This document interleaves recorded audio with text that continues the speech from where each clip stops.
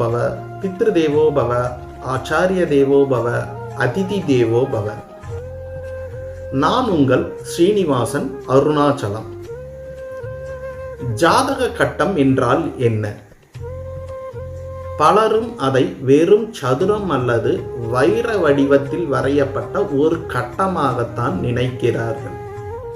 ஆனால் ஜோதிட பார்வையில் ஒருவர் பிறக்கும் போது கன நேரத்தில் வானில் கிரகங்கள் எந்த நிலையில் சஞ்சரிக்கிறது என்பதை வானியல் வரைபடமாக பதிவு செய்வதே ஜாதகத்தின் ராசி மற்றும் நவாம்ச கட்டம். அதாவது ஒரு மனிதன் பிறந்த நேரத்தின் வானியலின் வரைபடம். அதனை காஸ்மிக் மேப் என்று கூறுவார்கள். சரி, எதற்காக இது அமைக்கப்பட்டுள்ளது? காலத்தின் அந்த நொடியை, நாம் ஜனித்த நொடியை நிலைப்படமாக லக்னம் என்ற மனித உயிர் பூமியில் உருவாகும் நேரம் முதலில் குறிக்கப்படுகிறது. பின்னர் 12 பாகங்கள் குறிக்கப்படுகிறது. பின்னர் 9 நவகிரகங்களும் நவகிரகங்கள் நின்ற நட்சத்திர சாரங்களையும் பதிவு செய்கிறது.